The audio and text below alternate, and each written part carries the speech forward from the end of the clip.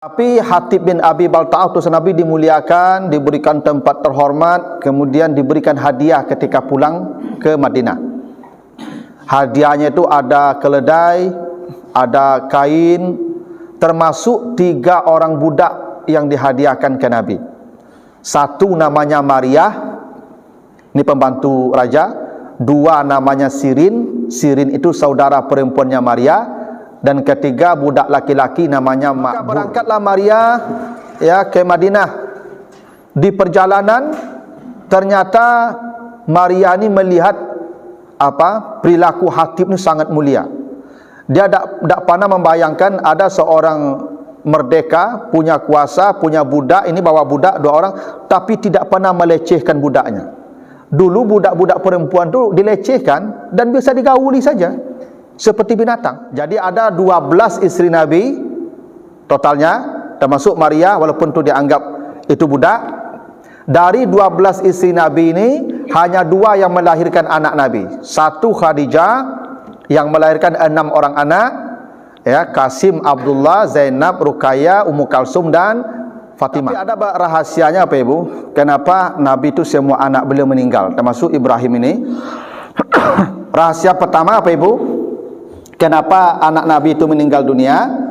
Ini karena Nabi itu kata Allah di surat Al-Ahzab ayat 40, maka Muhammadun aba'a ahadim mirijalikum. Nabi Muhammad itu bukan ayah, bukan kakek moyang salah seorang laki-laki di antara kamu. Kalau Nabi punya anak laki-laki, Pak Ibu, nanti ada nasabnya, ada keturunannya.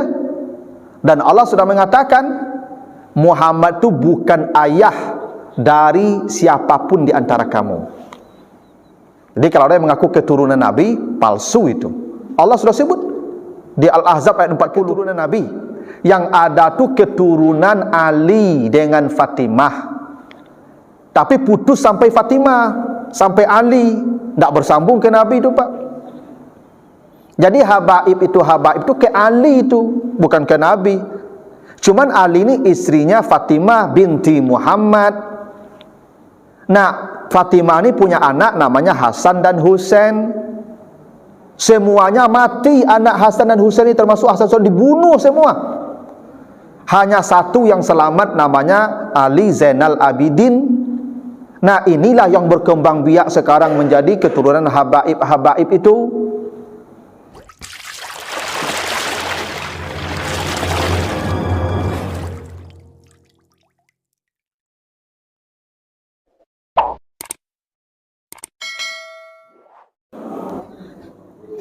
Alhamdulillahirrabbilalamin. Salatu wassalamu ala asrafil anbiya'i wal mursalin wa ala alihi wa ashabihi ajma'in. Bapak, ibu-ibu, kaum muslimin, jamaah subuh yang dimuliakan Allah. Kembali kita bersyukur kepada Allah atas segala karunia-Nya. Salawat dan salam untuk Nabi kita Muhammad sallallahu alaihi wasallam. Bapak Ibu yang saya muliakan, pagi ini kita lanjutkan kembali bahasan kita tentang sirah nabawiyah, khususnya istri-istri Rasulullah. Dan sekarang kita akan bicara istri yang terakhir. Setelah sebelumnya kita bicara tentang Maimunah binti Al-Haris, maka sekarang kita akan bicara tentang Maryah Al-Qibtiyah. Maryah Al-Qibtiyah ini ada yang mengatakan beliau adalah istri Nabi, dinikahi, tapi ada yang mengatakan Maryah itu adalah jariyah atau milkul yamin namanya, budak. Jadi ada yang mengatakan ini istri Nabi, ada yang mengatakan ini budak. Baik istri maupun budak, dua-duanya halal. Istri halal karena akad nikah, budak halal karena akad kepemilikan. Dua-duanya sama. Karena begitu di masa itu masih berlaku, budak. Hingga Allah mengatakan orang yang masuk surga itu mereka yang menjaga kemaluan mereka. Allazina hum li furujihim hafizun illa ala azwajihim aw ma malakat aymanuhum. kecuali kemaluan mereka tu halal untuk istri mereka atau budak-budak mereka. Jadi istri atau budak tu halal, dua-duanya itu adalah kepemilikan akadnya. Nah, bagaimana Nabi memiliki Maria Al-Qibtiyah kalau disebut milkul yamin atau budak, atau bagaimana Nabi kemudian menjadikan Maria Al-Qibtiyah sebagai istri? Nah, Bapak Ibu, pertemuan Nabi dengan Maria Al-Qibtiyah ini tidak bisa dilepaskan dari satu peristiwa yang terjadi setelah perjanjian Hudaibiyah yang disebut dengan Amul Bi'sah. Jadi Bapak Ibu, Maria ini nama aslinya Maria binti Syam'un Al-Qibtiyah. Jadi bapaknya namanya Syam'un, dia dari suku Qibti. Qibti itu suku asli di Mesir. Jadi Maria itu orang Mesir. Ya, dia adalah budak atau pembantu Raja Mukaukis. Jadi di Mesir itu berkuasa seorang raja namanya Mukaukis. Dia punya pelayan, punya pembantu. Salah satu pembantu itu namanya Maria. Nah, pembantu dulu sama dengan budak apa-apa. Dia milik. Nah, itu makanya orang Arab sampai kini kalau pembantu sama saja budak apa ibu. Maka TKW itu banyak yang ya diperkosa karena dia merasa pembantu itu budak yang halal tanpa dinikahi. Nah, begitulah status budak zaman dulu. Nah, jadi Bapak Ibu, setelah perjanjian Hudaibiyah, kan perjanjian Hudaibiyah itu terjadi tahun ke-6 setelah hijrah. Setelah perjanjian Hudaibiyah itu kan salah satu poinnya terjadi gencatan senjata selama 10 tahun.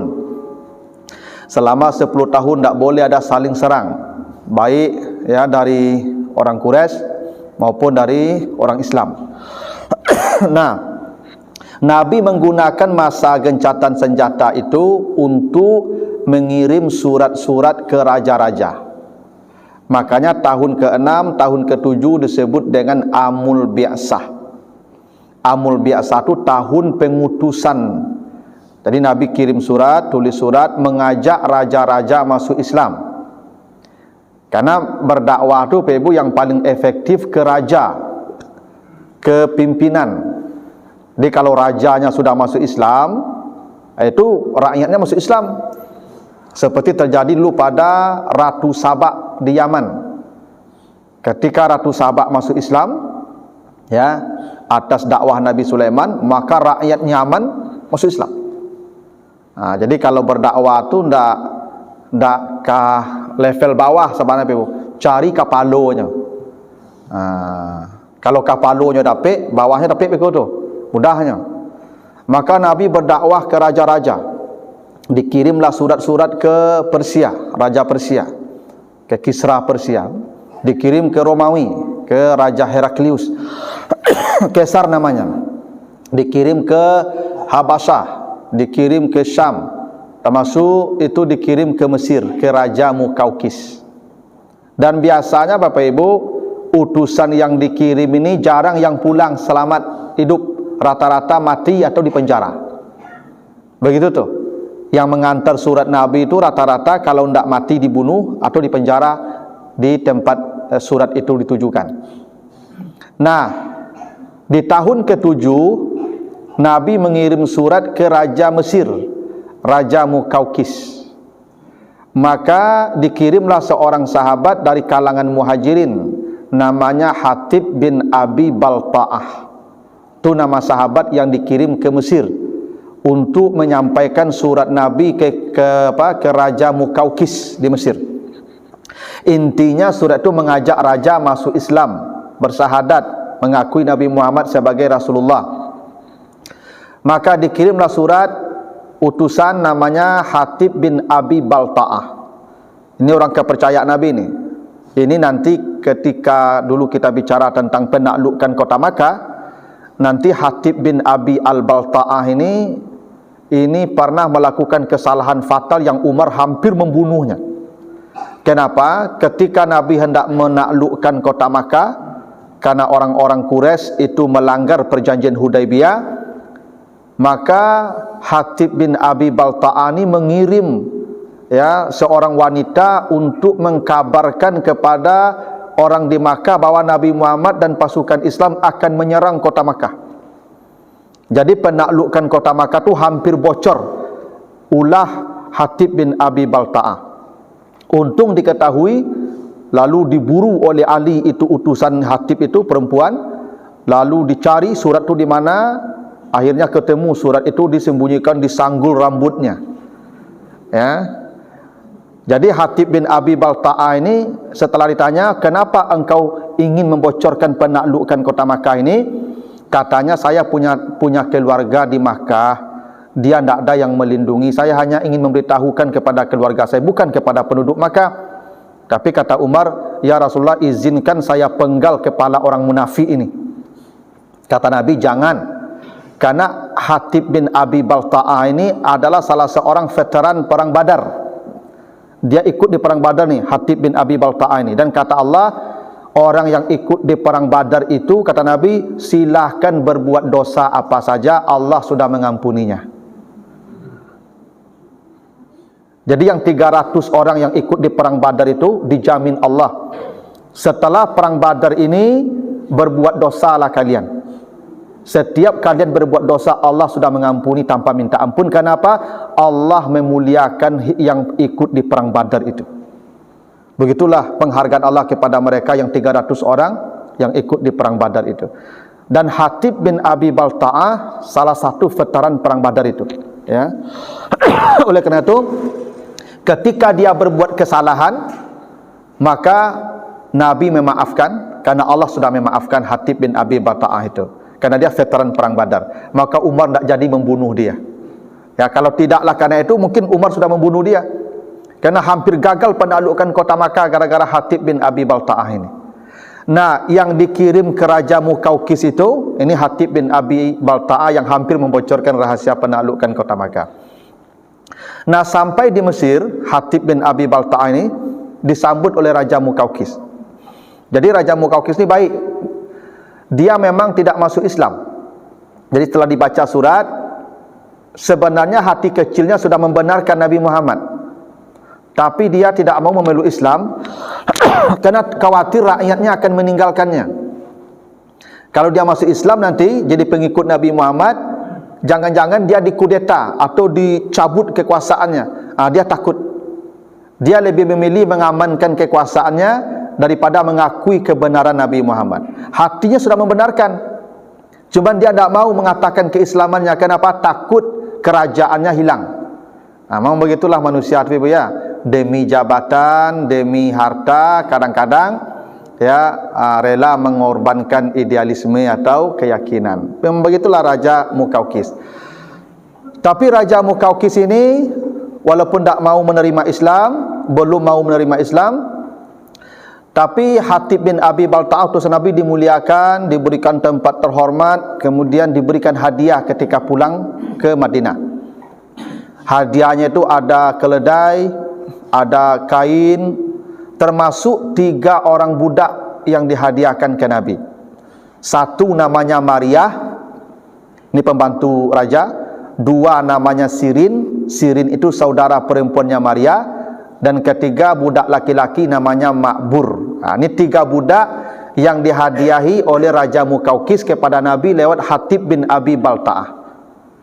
Nah, setelah masa itu selesai, pulanglah Hatib bin Abi Balta'ah ke Madinah membawa hadiah yang banyak, termasuk 3 orang budak, Maria, Sirin dan Makbur. Maka di perjalanan itu nampak raut sedih wajah Maria dan saudari perempuannya Sirin. Kenapa? Karena dia akan meninggalkan negeri kelahirannya, datang ke negeri orang yang tidak ada sanak keluarga dalam status sebagai budak. Karena budak itu dulu Pak Ibu seperti binatang. Dia dipekerjakan tanpa dibayar. Kalau perempuan auratnya hanya ada aurat besar saja, pusar ke atas boleh dibuka dan boleh dipegang oleh siapa saja. Itu budak perempuan begitu. Karena aurat dia yang wajib ditutup, yang wajib itu antara lutut dan pusar. pusar ke atas tu dibuka. Tu maka dulu kalau ada wanita telanjang tu pasti budak. Kalau ada wanita seksi dulu berpakaian tu pasti budak.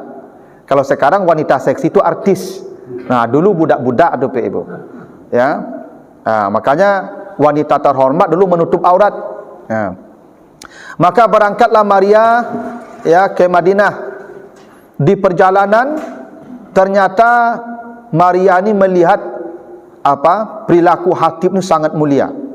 Dia tak pernah membayangkan ada seorang merdeka, punya kuasa, punya budak, ini bawa budak 2 orang, tapi tidak pernah melecehkan budaknya. Dulu budak-budak perempuan tu dilecehkan dan biasa digauli saja seperti binatang. Tapi Hatib ni memuliakan Maria, memuliakan saudarinya. Tak pernah dia melihat ada laki-laki semulia ini. Maka di perjalanan itu Hatib menghibur Maria, menceritakan tentang Nabi Muhammad.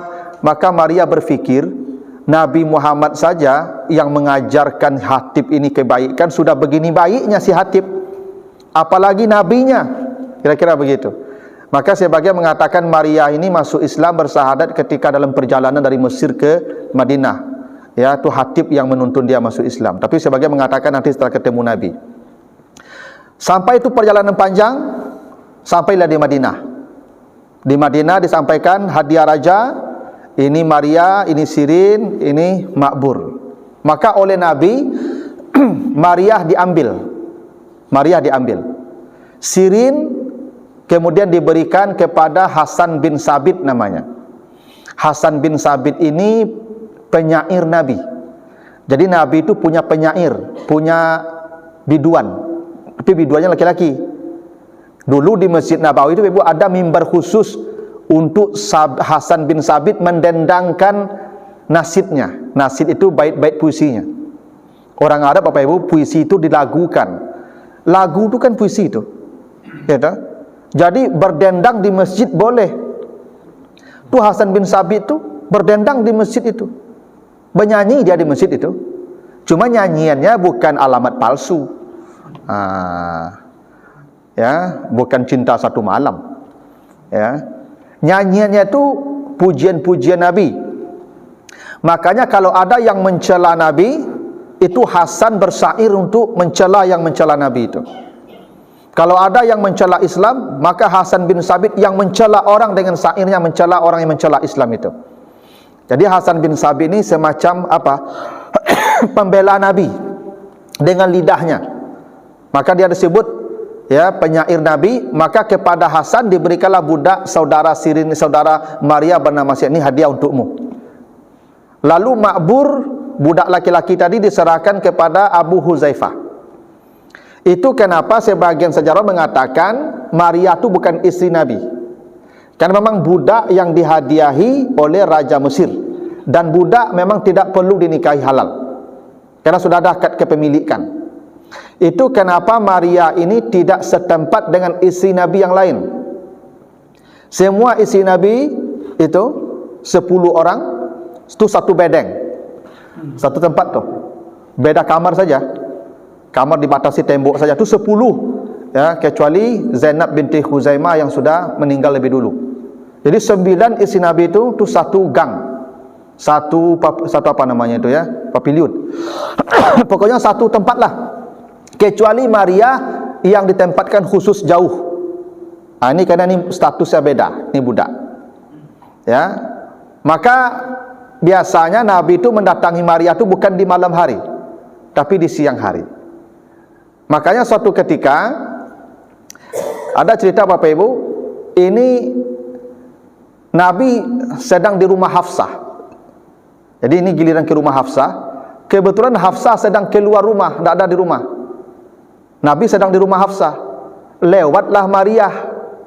Oleh Nabi dipanggil. Ya namanya istri atau budak boleh aja dipanggil masuk. Ngobrol aja di rumah Hafsah. Begitu Nabi sedang berdua di rumah Hafsah dengan Maria, datang Hafsah yang punya rumah Pak Ibu.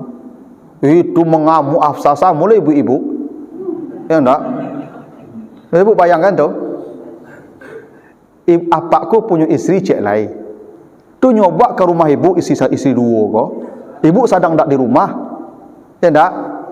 Pas pulang apak sedang berdua je si muda di rumah. ambo yakin lo mari ta balik-balik sada beko tu malum mari rak-rak piring sadonyo ta balik-balik beko tu. Samalah Hafsah juga begitu, walaupun dia isteri Nabi, walaupun anak sahabat, ya, marah. Ya tak? Itu marah-marah Hafsah itu. Dan Nabi kemudian ingin membahagiakan Hafsah. Ya, memang Nabi salah juga. Ini rumah Hafsah, bagian Hafsah, kenapa Maria dibawa masuk? Ya tak? Walaupun hanya untuk ngobrol, tenggang pula lah perasaan dia. Maka kepada Hafsah itu Nabi berkata, mulai hari ini saya tidak akan mendatangi Maria lagi. Nabi bersumpah, mulai hari ini saya tidak akan mendatangi Maria. Maka turunlah surat At-Tahrim ayat yang ke-1. Jadi surat At-Tahrim ayat 1 itu turun karena itu Hafsah marah-marah tu. Jadi ibu kalau tak singgung kapak berang salah ndak balo. Amuk siapa tu ndak balo tu. Ya tu. Memang Hafsah begitu tu. Ya tu. Karena ibu-ibu tu kalau berang kalau tahan-tahan mereka stroke ibu. Ya. Lapen salah kau berang ibu kapak tu dah ba ke lapak tu ndak lo kapak dia nyolo tu. Kok salahnya berang ibu nyantuk lebih kau tu. Gitu. Maka turunlah surat At-Tahrim menegur Nabi, ya ayuhan nabi lima tuharrimu ma ahallallahu laka tabtaghi mardata azwajik. Wahai Nabi, kenapa engkau mengharamkan apa yang dihalalkan Allah hanya untuk menyenangkan hati istrimu? Tak boleh. Jangan engkau mengharamkan yang dihalalkan Allah hanya untuk menyenangkan hati istrimu. Maria tu halal bagimu, dia budakmu, kalaupun dia budak halal. Apalagi kalau istri, halal. Kenapa kau mengharamkan dia hanya untuk mencari keredaan istrimu? Itu ayat itu turun. Itu karena Hafsah lagi marah-marah kepada Nabi karena mendapati Nabi dengan Maria berdua di rumahnya. Lalu kemudian Nabi membayar kafarat sumpah. Ya, ada kafarat sumpah itu Ibu, puasa 3 hari atau memberi makan 10 orang miskin. Karena setelah bayar kafarat sumpah, Nabi kemudian mendatangi Maria kembali, dan Maria inilah satu-satunya istri Nabi yang melahirkan anak Nabi selain Khadijah. Jadi ada 12 istri Nabi totalnya, termasuk Maria walaupun itu dianggap itu budak. Dari 12 istri Nabi ini hanya 2 yang melahirkan anak Nabi. Satu Khadijah yang melahirkan 6 orang anak, ya, Qasim, Abdullah, Zainab, Ruqayyah, Ummu Kalsum dan Fatimah. Nah, yang terakhir yang melahirkan anak Nabi itu Maria Qibtiyah. Lahirlah seorang anak namanya Ibrahim. Nah, itu nama anak. Makanya istri Nabi dicemburu kepada ya Maria. Yang lain tidak ada yang melahirkan anak Nabi. Termasuk Aisyah. Padahal Aisyah itu dilahirkan dia dinikahi dalam keadaan gadis. Tidak ada satupun istri Nabi yang hamil. Maria hamil yang terakhir. Maka makin cemburulah itu istri-istri Nabi itu. Sama lah ibu-ibu juga pasti begitu tu. Sama lah tu. Ya, untung kami leci ibu saja. Kok 2-3 ibu. Ya tu. Maka ini lahir anak, tapi sayang umur 18 bulan itu Ibrahim sakit, demam. Itu Nabi sedih. Ya, Nabi peluk, dan ceritanya Nabi ketika memeluk Ibrahim itu Nabi tertidur. Pas tertidur itulah Ibrahim meninggal dunia. Ketika bangun, Ibrahim sudah tidak ada lagi. Maka Nabi memeluk, ya, sambil menangis, dan bahkan air mata Nabi itu mengalir ke pipi Ibrahim. Inilah yang menjadi dalil, Bapak Ibu, tidak apa-apa menangis. Ya, kalau orang meninggal dunia, bapa, ibu, saudara, suami, menangislah. Dan tidak apa-apa pula air mata kita kena mayat itu. Ada pula sebuah pendapat, Bapak Ibu, tidak boleh kena air matanya loh. Tidak boleh. Nabi tu, anaknya tu, Nabi menangis sampai air mata beliau itu mengalir ke pipinya atau ke wajahnya Ibrahim. Dan itu tidak masalah. Yang tidak boleh tu meratap. Mati suami ibu tu, ibu paluk-paluk, ibu menangi-nangi, pak lah mati lu apa, ya tu Josia ambo tinggal le, Josia anak-anak beko belanjonyo ba gitu ya. Tu meratap namanya tu. Ya tu. Padahal dulu banyak ada yoden mamanga udah capek mana mati tu ya. Gitu. Itu meratap namanya, itu tidak boleh. Tapi kalau menangis boleh. Itu Nabi menangis tuh ketika anak beliau meninggal, Ibrahim. Nah, tapi ada rahasianya apa Ibu? Kenapa Nabi itu semua anak beliau meninggal, termasuk Ibrahim ini? Rahasia pertama apa Ibu? Kenapa anak Nabi itu meninggal dunia? Ini karena Nabi itu kata Allah di surat Al-Ahzab ayat 40, maka Muhammadun aba'a ahadim mirijalikum. Nabi Muhammad itu bukan ayah, bukan kakek moyang salah seorang laki-laki di antara kamu. Kalau Nabi punya anak laki-laki, Pak Ibu, nanti ada nasabnya, ada keturunannya. Dan Allah sudah mengatakan Muhammad itu bukan ayah dari siapapun di antara kamu. Jadi kalau ada yang mengaku keturunan Nabi, palsu itu. Allah sudah sebut di Al-Ahzab ayat 40. Tidak ada keturunan Nabi. Yang ada tu keturunan Ali dengan Fatimah. Tapi putus sampai Fatimah, sampai Ali, tidak bersambung ke Nabi itu, Pak. Jadi habaib itu ke Ali itu, bukan ke Nabi. Cuman Ali ini istrinya Fatimah binti Muhammad. Nah, Fatimah ini punya anak namanya Hasan dan Husain. Semuanya mati, anak Hasan dan Husain ini termasuk Hasan dibunuh semua. Hanya satu yang selamat namanya Ali Zainal Abidin. Nah, inilah yang berkembang biak sekarang menjadi keturunan habaib itu. Tapi Nabi Muhammad tidak ada keturunannya, udah mati semua, putus. Itu makanya ketika Nabi Muhammad mati anak laki-lakinya semua, orang Arab gembira, orang-orang Quraisy gembira, teriak-teriak, ya, membuli Nabi. Muhammad abtar, Muhammad abtar, Muhammad punah, Muhammad putus. Maka turunlah surah Al-Kautsar. Inna a'tainakal kautsar fasalli li rabbika wanhar inna syani'aka huwal abtar. Itu ayat itu turun karena orang membuli Nabi saat anak laki-laki beliau mati. Karena orang Arab, Bapak Ibu, kalau tidak punya anak laki-laki itulah habis tuh, malu. Makanya kalau tidak punya anak laki-laki, Bapak Ibu, istrinya tuh berang-berang saya tahu itu. Kok lahi anaknya pedusinya kuburan sila itu. Mereka ingin anak laki-laki. Sebab kalau tidak ada anak laki-laki, putus namanya, punah namanya, abtar namanya.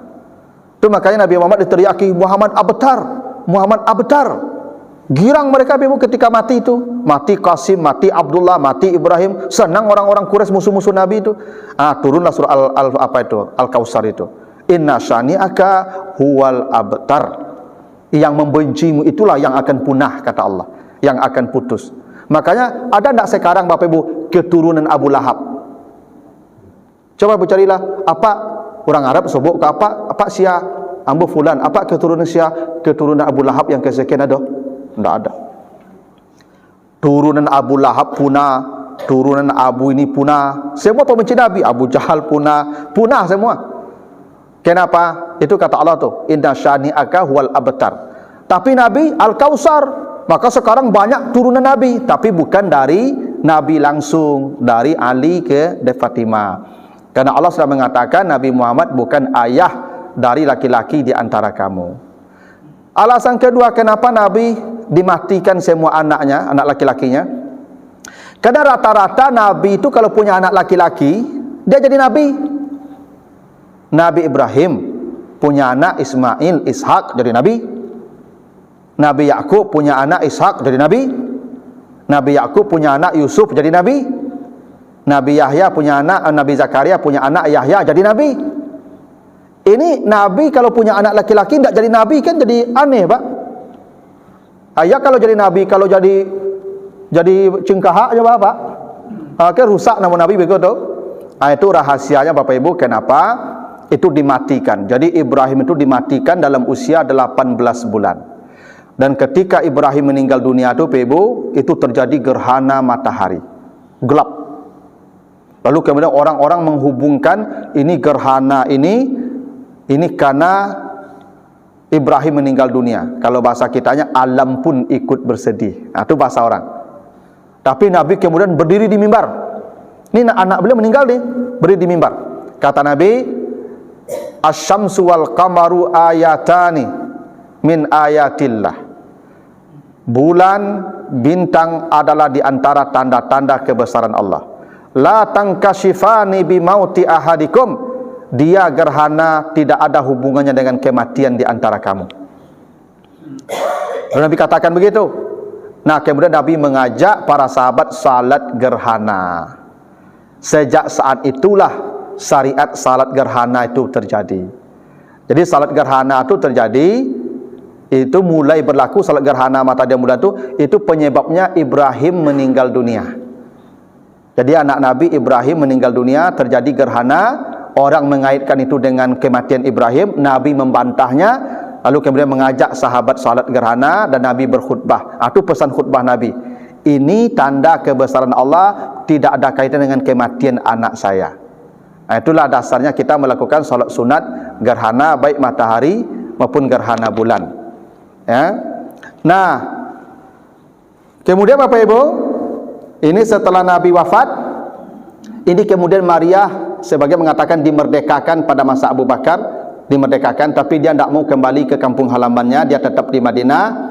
Tapi oleh Umar, oleh Abu Bakar dan Umar diberi tunjangan insentif setiap bulan. Jadi semua istri Nabi ini Ibu dapat tunjangan tiap bulan. Semua istri Nabi sampai meninggal dunia dijamin oleh negara. Ini pensiunan janda namanya nih Pak. Ya dah. Jadi memang dikasih, karena istri Nabi tidak boleh lagi menikah dengan siapapun. Itu maka dikasih tunjangan. Semua istri Nabi tidak boleh menikah. Kenapa tidak boleh menikah? Mereka ummahatul mukminin, mereka ibu orang beriman. Siapa mau menikah dengan ibunya? Tidak akan berani itu sahabat melamar istri Nabi itu, karena ibu mereka. Allah sudah sebut begitu. Istri Nabi itu adalah ummahatul mukminin, ibunya orang-orang beriman. Maka tidak akan berani orang menikah dengan ibunya. Maka istri Nabi itu Ibu, itu Aisyah. Aisyah itu ditinggal Nabi usia 17 tahun kurang lebih. Ya, karena dinikahi usia 7 tahun atau 6 tahun, lalu hijrah 10 tahun, meninggal. Berarti usia Aisyah ketika Nabi wafat itu 16 tahun kurang lebih, atau 17 tahun lah. Dan Aisyah itu meninggal usia 70 tahun. Jadi kurang lebih 53 tahun Aisyah itu menjanda. Ya. Siapa yang kasih belanja lagi? Istri Nabi itu. Ada yang panjang-panjang usianya itu, ada yang meninggal 80 tahun begitu. Maka negara yang memberikan jaminan untuk kehidupan mereka. Ya, karena mereka tidak boleh menikah lagi itu. Itu kebijakan Abu Bakar begitu tuh. Ya, istri Nabi semua dikasih tunjangan sampai meninggal. Nah, satu-satunya yang tidak mau menerima itu adalah Zainab binti Saudah binti Zam'ah. Satu-satunya yang tidak mau menerima itu Saudah binti Zam'ah. Jadi Saudah itu dia memintal benang. Semua yang dikasih ya dia sedekahkan. Dia tidak mau terima, bukan tidak mau terima, dia terima tapi dia sedekahkan. Karena Saudah ini orang mandiri, dia biasa merasai. Dari mudonya lah merasai yo Saudah. Kau jadi merasai kau nak yo baadinya itu. Makanya dia sedekahkan pula itu tunjangannya. Jadi anggota dewan tu harusnya malu ke Saudah tu Pak. Ya, kalau istri Nabi kan wajar lah dapat tunjangan. Kan itu anggota dewan Pak. Jadi anggota dewan satu periode hanya 5 tahun, tunjangan sampai mati Pak. Kan harusnya malu tu Pak. Ya dah. Nah, kok iyo dapat tunjangan separuh daging kurang miskin, dah masuk kantong sesadonya tunjangan tu loh. Seperti Saudah tadi lah. Nah, Maria Al-Qibtiyah ni Ibu, ini meninggalnya di masa Umar bin Khattab.